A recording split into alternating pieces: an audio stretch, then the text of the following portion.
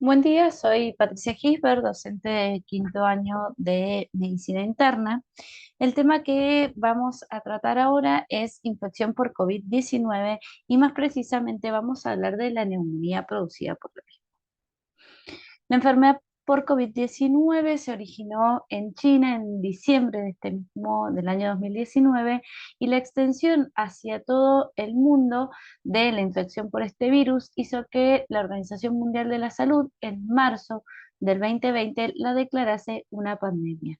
Sin embargo, tenemos mucho por aprender todavía sobre esta patología.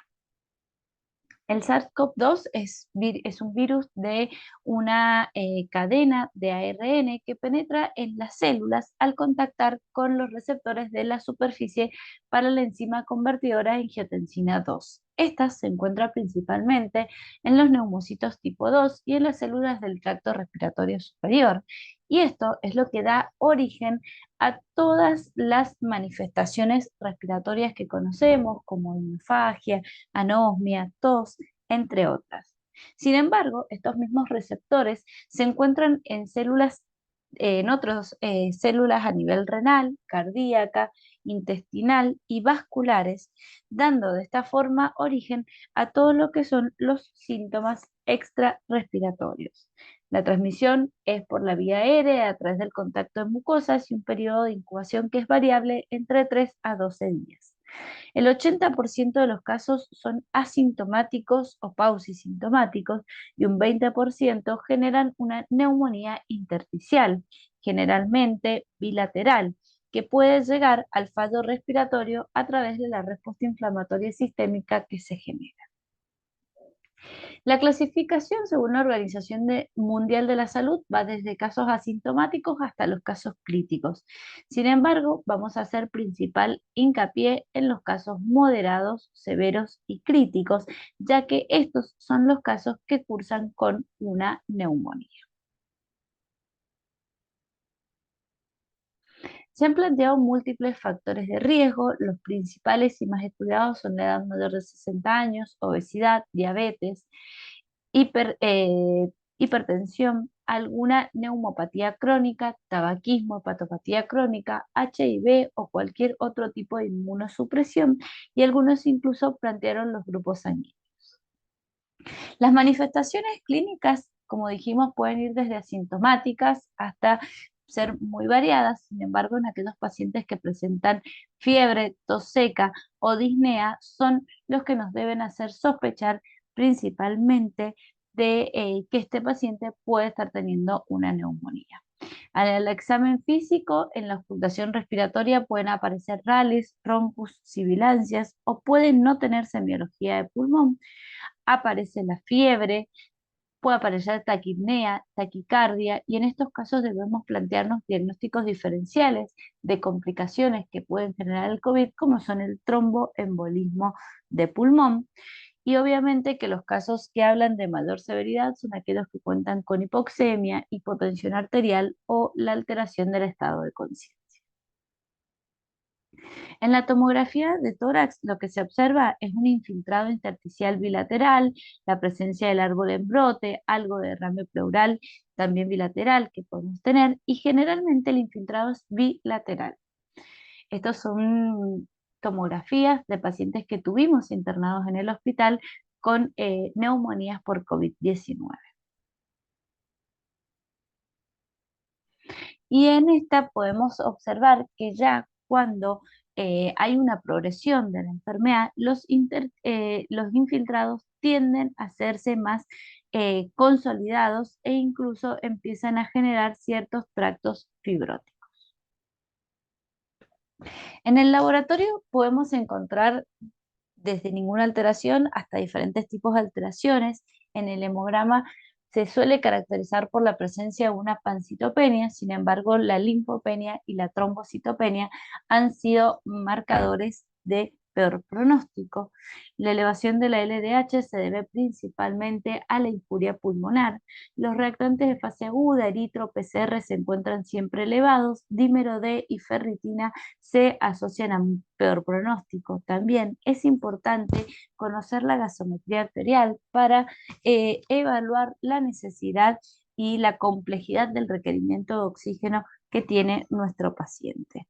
Los pacientes que tienen una infección severa por este virus producen una respuesta inmunológica aberrante, donde se ha visto que la principal participación está dada por la respuesta inmune innata, mediada por citoquinas proinflamatorias como son la interleuquina 6, la 1 beta, factor de necrosis tumoral alfa y la interleuquina 8.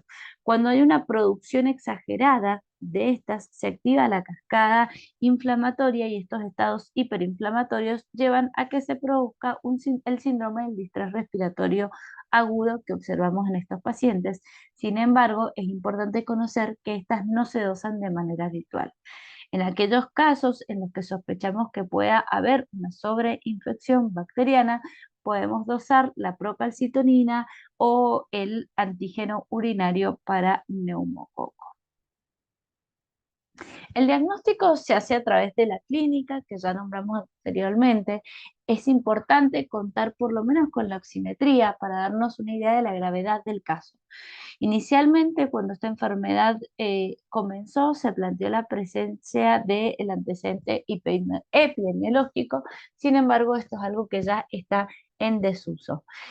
La presencia de un ataque de tórax con infiltrado intersticial, generalmente bilateral, en los casos en que se pueda obtener una analítica. Sin embargo, no hacen al diagnóstico, pero apoyan al diagnóstico, y el diagnóstico final se hace a través del hisopado nasofaríngeo, donde se hace la PCR para SARS-CoV-2. El tratamiento de los casos leves siempre es sintomático. En los casos moderados, graves o críticos ya empiezan a plantearse otras cosas. ¿Sí? Además del tratamiento sintomático, hay que evaluar la necesidad de oxígeno del paciente. Con respecto al vigil, esta es la posición en la cual vamos a ir poniendo al paciente. Como pueden observar, acá tienen las diferentes posiciones, y esto se va haciendo un control de los parámetros y también quizás de la gasometría cada 2 a 3 horas.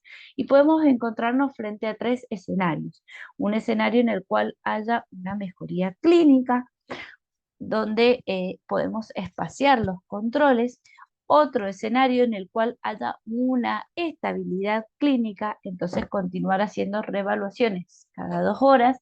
Y finalmente, el peor escenario en el cual haya un deterioro de la clínica del paciente, y donde nos tenemos que plantear la necesidad de que el paciente requiera cánulas de alto flujo, intubación orotraqueal. ¿Sí? Y en aquellos pacientes que saturen menos de 94, debemos plantearnos el uso de corticoides. Los corticoides son antiinflamatorios por excelencia, y su actividad antiinflamatoria la realizan a través del bloqueo de los factores de transcripción. Esto lo que hace es disminuir la síntesis de citoquinas proinflamatorias, y de esta forma disminuir los requerimientos de oxígeno, la necesidad de pase a unidades críticos. Esto es lo que ha demostrado el tratamiento con corticoides. Generalmente, además de la saturación menos de 94, evaluamos otros parámetros como aumento de los reactantes de fase aguda, el dímero D, ferritina, PCR, y el aumento en los requerimientos de oxígeno. Se han postulado la dexametasona en dosis de 8 miligramos día, o los pulsos de metilprednisolona.